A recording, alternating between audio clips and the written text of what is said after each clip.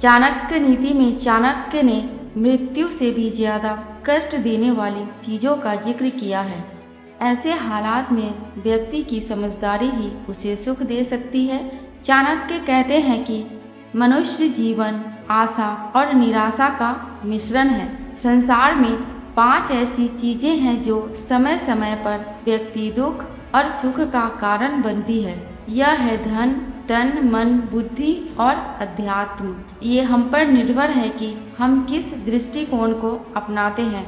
सुखी जीवन ही सफलता की अहम कड़ी होती है, लेकिन अगर निराशा के भ्रम जाल में फंसकर यह चिंता करने लगेंगे कि हम सफल हो पाएंगे या नहीं, तो जीवन परेशानियों में ही गुजरेगा।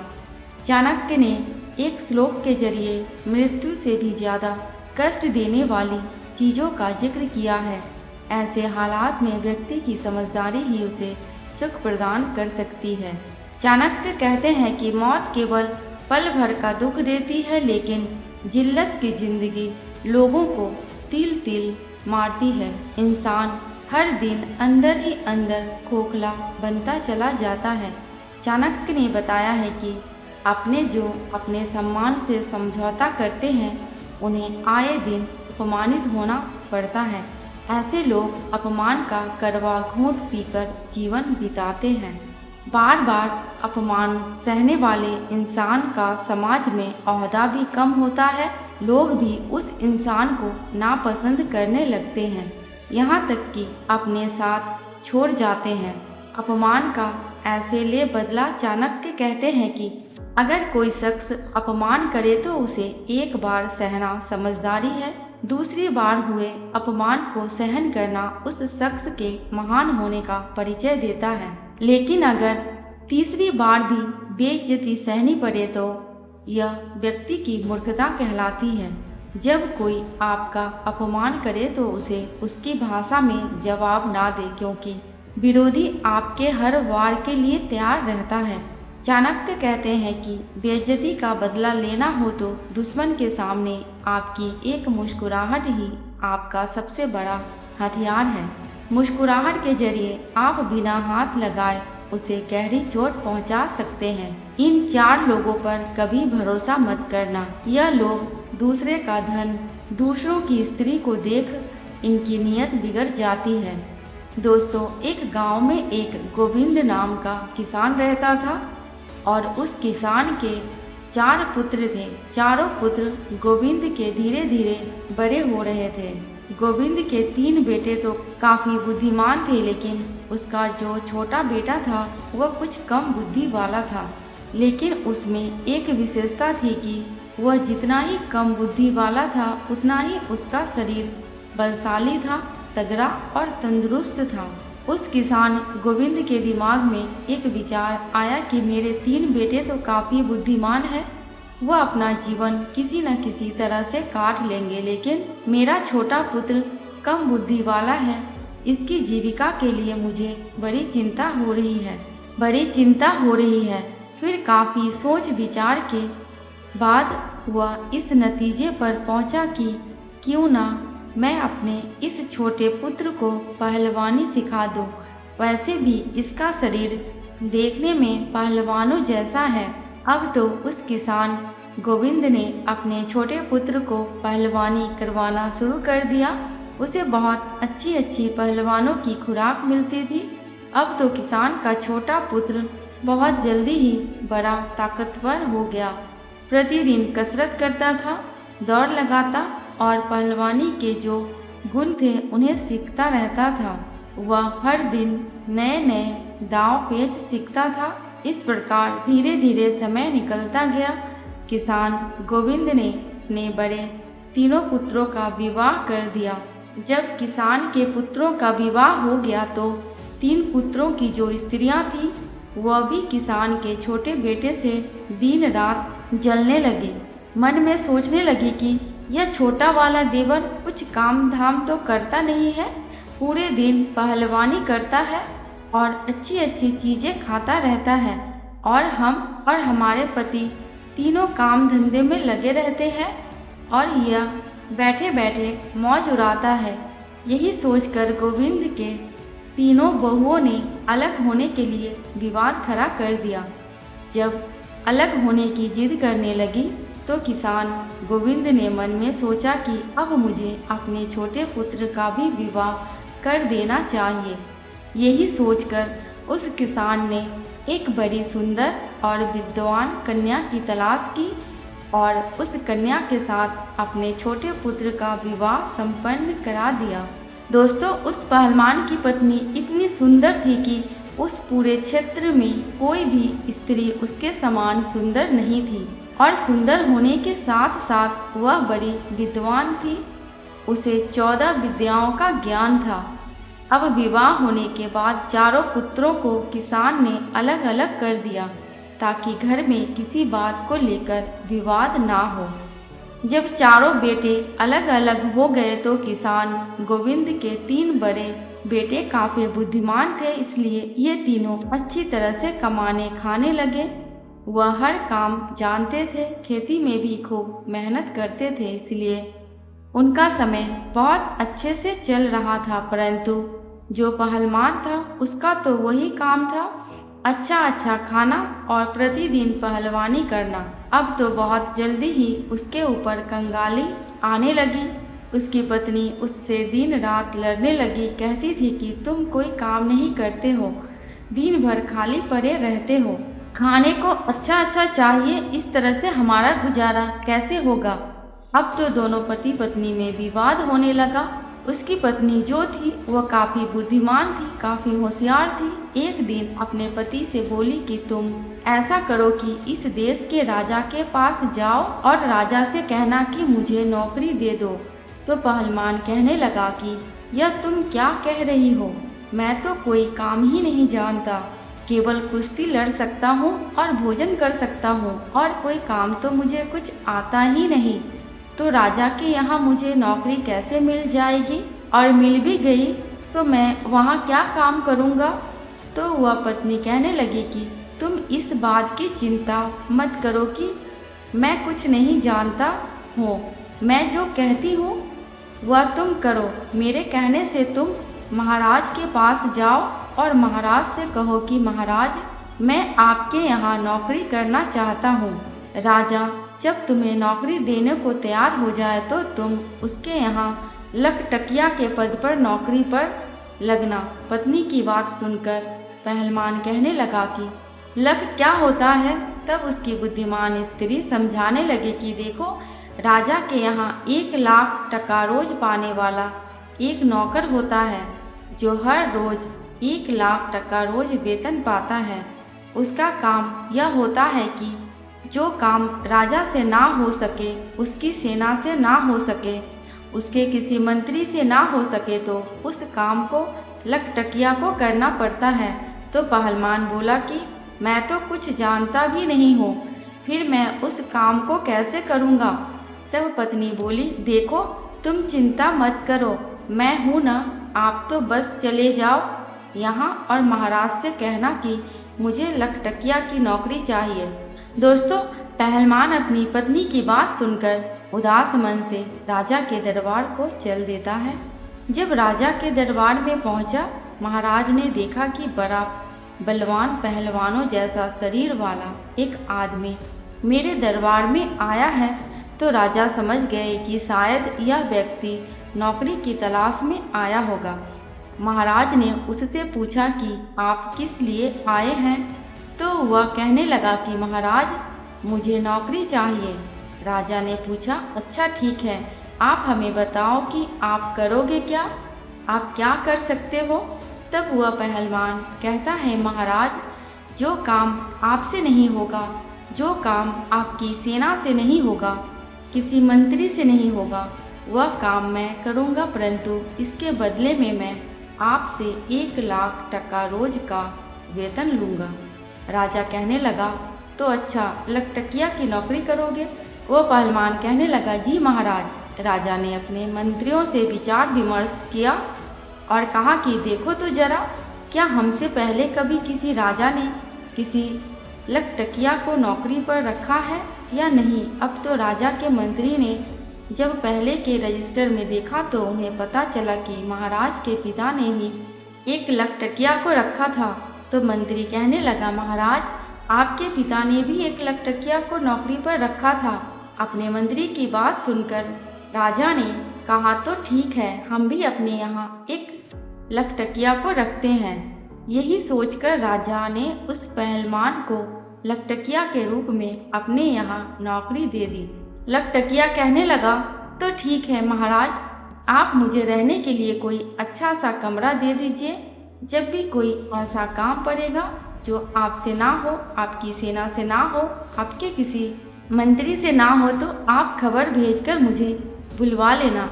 राजा ने उस पहलवान को अपने यहाँ जो शाही बाग था उसमें रहने को कह दिया। उस शाही बाग में एक बहुत सुंदर महल बना हुआ था। राजा ने कहा, हे लकटकिया, तुम इस महल में आराम से रह सकते हो। जब मुझे आवश्यकता पड़ेगी तो मैं आपको बता दूंगा। उसी दिन से वह पहलवान 1 लाख टका वेतन रोज पाने लगा। रहने के लिए उसे राजा की तरफ से एक महल भी मिल गया। अब तो वह पहलवान बड़े ही आराम से उस राजसी महल में रहने लगा। प्रतिदिन पहलवानी करता था, बगीचे में घूमता था और आराम से सो जाता था। धीरे धीरे यूं ही कुछ वक्त बीत जाता है। एक दिन राजा और उसके मंत्री पहलवान से कहने लगे कि आज तुम हमें अपने घर लेकर चलो, हम देखना चाहते हैं कि तेरा घर कैसा है। अब तो वह पहलवान महाराज के आदेश को टाल न सका और मंत्री और राजा को लेकर अपने गांव के लिए चल देता है। वह पहलवान राजा और मंत्री को अपने घर बुला लाता है। पहलवान की पत्नी बड़ी सुंदर थी और बड़ा ही स्वादिष्ट भोजन बनाती थी। उसने देखा कि राजा और मंत्री हमारे घर आए हैं, तो उसने बड़े ही स्वादिष्ट भोजन बनाया और उन्हें अपने हाथों से परोसा। राजा की नज़र पहलवान की पत्नी पर चली गई।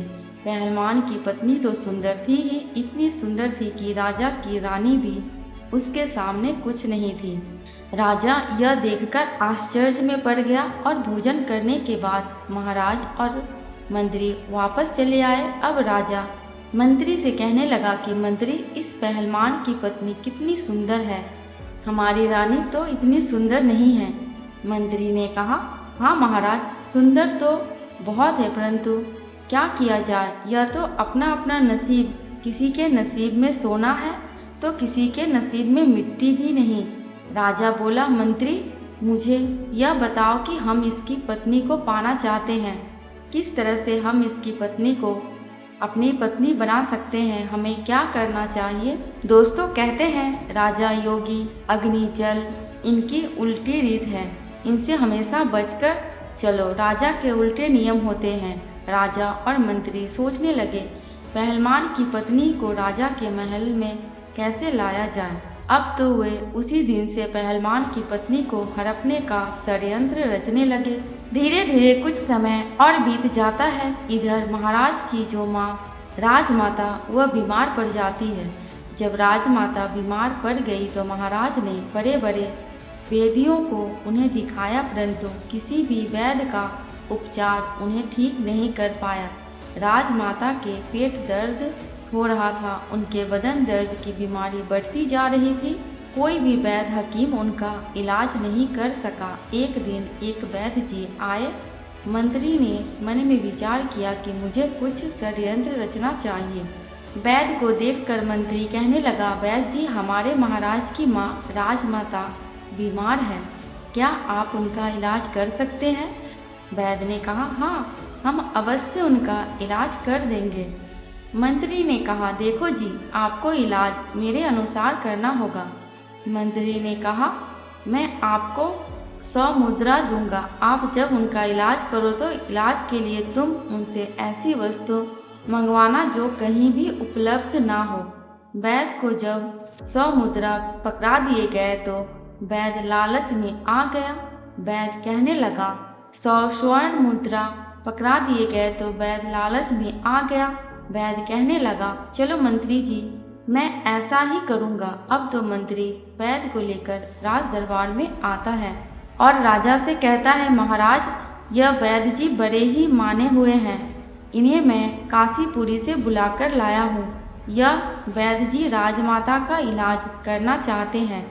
महाराज बोले, तब तो बड़ी ही प्रसन्नता की बात है। राजा फौरन उस वैद्य को साथ लेकर के राजपुरोहित, सेनापति और मंत्री को साथ लेकर अपनी राजमाता के पास जाता है।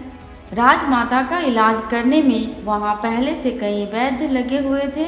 वैद्य जी ने राजमाता की नब्ज देखी और नब्ज देखकर राजा से कहा, हे महाराज, इनका इलाज होना अब संभव नहीं है।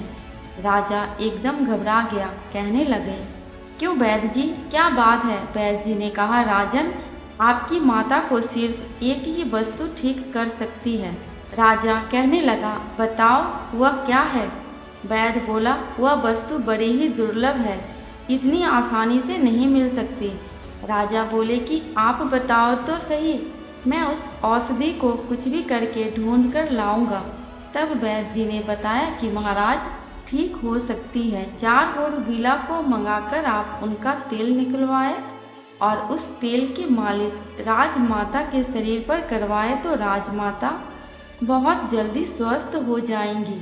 वैद्य की बात सुनकर के राजा मन में विचार करने लगा कि अवश्य हम उस होरबीला जानवर को मंगवाएं। वह कहाँ मिलता है? वह होरबीला हिमालय के जंगलों में मिलते हैं। वहीं वह वैद्यराज माता का इलाज करने में लग जाता है और महाराज दरबार में आते हैं।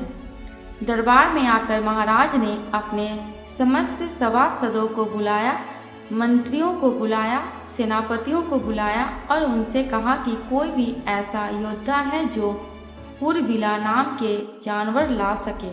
यह बात सुनकर के कुछ समझदार व्यक्ति कहने लगे, महाराज, यह होरबीला क्या होता है? हमने आज तक तो यह नाम नहीं सुना। राजा कहने लगे, यह कोई एक प्रजाति का जानवर है जो हिमालय के जंगलों में रहता है। राजा की बात सुनकर संपूर्ण दरबारी चुप हो गए, क्योंकि जिस होरबीला की बात राजा कर रहे थे, आज तक किसी ने उस जानवर को नहीं देखा था। अब तो राजा उन्हें चुपचाप देखकर मंत्री से कहने लगे कि मंत्री, ऐसे तो काम नहीं चलेगा। राजमाता को बचाने के लिए हमें होरबीला जानवर को लाना ही होगा। मंत्री कहने लगा, महाराज, यह बड़ा अच्छा मौका है। उस पहलवान हमारे यहाँ 6 महीने से केवल बैठे बैठे तनख्वाह ले रहा है, वह किस दिन काम आएगा? क्यों न यह होरबीला उसी से मंगाया जाए। आप उसे बुलाकर उससे कहे कि वह 2 महीने के अंदर होरबीला को लाकर दे, नहीं तो उसे फांसी पर चढ़ा दिया जाएगा। और महाराज, इस तरीके से वह होरबीला को लेने जाएगा। अगर वह ले आता है तब तो ठीक है, राजमाता बच जाएगी। अगर वह मर जाता है तो और भी अच्छी बात है, उसकी पत्नी फिर आपके लिए रह जाएगी। आप उसे राजमहल में ले आना। राजा की नियत तो पहले से ही पहलवान की पत्नी पर थी। राजा कहने लगा, वाह मंत्री, क्या अच्छा सुझाव दिया है। पहलवान यदि होरबीला नहीं ला सका तो हम उसे तो फांसी पर चढ़ा देंगे, क्योंकि वह 6 महीने से लाख टका रोज ले रहा है। अब तो राजा ने बिना देर किए 4 सिपाही भेजे और पहलवान को अपने दरबार में बुला लिया। पहलवान महाराज के दरबार में आ जाता है। महाराज ने कहा कि हे पहलवान, तुम काफ़ी समय से बैठे बैठे वेतन ले रहे हो, अभी तक कोई काम तुमसे हमारा नहीं किया गया। अब एक आवश्यक काम आ गया है। पहलवान बोला, महाराज आज्ञा कीजिए, मैं अवश्य करूँगा। तब राजा कहता है कि हमें 4 होरबीला की ज़रूरत है, उनका तेल निकालना है और तेल निकालकर राजमाता के शरीर पर मालिश करनी है, जिससे उनकी बीमारी दूर हो सके। राजा की बात सुनकर पहलवान सोच में पड़ गया, कहने लगा, महाराज, मुझे कुछ समझ में नहीं आया, यह होरबीला क्या होता है? राजा ने कहा, हम भी नहीं जानते, लेकिन तुम्हें लाना है। काफ़ी सोच विचार के बाद पहलवान कहने लगा, महाराज, आप मुझे कुछ समय दीजिए। राजा बोले कि इसके लिए मैं आपको 2 महीने का समय देता हूँ। यदि आप 2 महीने में होरबीला को नहीं ला पाए तो आपको फांसी पर चढ़ा दिया जाएगा। पहलवान महाराज की बात सुनकर घबरा जाता है और अपने बगीचे में आता है। मंद बुद्धि का तो था ही, मन में विचार करने लगा कि चलो देख लूँगा, अगर कहीं मिलेगा तो हमारे पास 2 महीने का समय है। इस प्रकार 4 दिन का समय तो वह वहीं पर निकाल देता है। अब इधर राजा और मंत्री सेनापति मन में विचार करने लगे कि लगता है वह अभी तक हुरबिला को लेने नहीं गया है। 4 दिन से आराम से बाग में सो रहा है। आप उसके पास जाइए और उससे कहिए कि वह जल्दी से जल्दी हुरबिला को लेकर आए, वरना हम उसे फांसी पर चढ़ा देंगे। यह बात सुनकर के राजा कहने लगे ठीक है, मैं जाता हूँ और देखता हूँ कि वह अभी तक क्यों नहीं गया। ऐसा विचार करके राजा उस पहलवान के घर पर जाते हैं। पहलवान ने यह बात अपनी पत्नी को कभी नहीं बताई थी। पहलवान की पत्नी बड़ी विद्वान थी। उसने एक 50 हाथ गहरा कुआं अपने आंगन में खुदवा रखा था। 50 हाथ गहरा कुआं अपने आंगन में खुदवा रखा था और कुएं के ऊपर उसने एक खाट बिछा रखी थी। उस चारपाई को उसने कच्चे सूत से बनवाया था। उसके ऊपर एक बहुत सुंदर मखमली बिस्तर लगा दिया था। इधर जब राजा ने दरवाज़ा खटखटाया और आवाज़ लगाई तो पहलवान की पत्नी ने आकर दरवाज़ा खोला और द्वार पर राजा को देखकर कहने लगी, राजा का बड़ा स्वागत किया और कहने लगी, महाराज आप यहीं बाहर विराजे, मैं आपके लिए भोजन लेकर आती हूँ। मेरे पति इस समय घर पर नहीं हैं। राजा कहने लगा, अरे नहीं, मैं बाहर क्या करूँगा, मैं तो आपके साथ अंदर चलता हूँ। अब तो राजा पहलवान के बारे में उसकी पत्नी से गलत बातें करने लगा। कहने लगा कि हे सुंदरी, लगता है पहलवान आपको अच्छे से नहीं रखता है। अरे वह आपको क्या अच्छे से रखेगा, वह तो खुद दूसरों की नौकरी करता है। अगर तुम हमारे महलों की रानी होती तो जिंदगी कितनी खूबसूरत होती। राजा के मुख से जब इस तरह की मीठी मीठी बातें पहलवान की पत्नी ने सुनी तो वह समझ गई कि लगता है राजा की नीयत खराब है, इसलिए अब उसको सबक सिखाना चाहिए। पहलवान की पत्नी ने राजा से कहा कि आओ महाराज, अंदर आइए, आप ठीक कह रहे हैं। पहलवान किसी भी तरह से मेरे योग्य नहीं है। अब मैं ही उसको छोड़ दूंगी और आज से मैं तुम्हारे साथ रहूंगी। उसने और भी दिमाग से काम लिया। अब तो राजा उसकी बातों में आ गया और उसके साथ अंदर चला जाता है।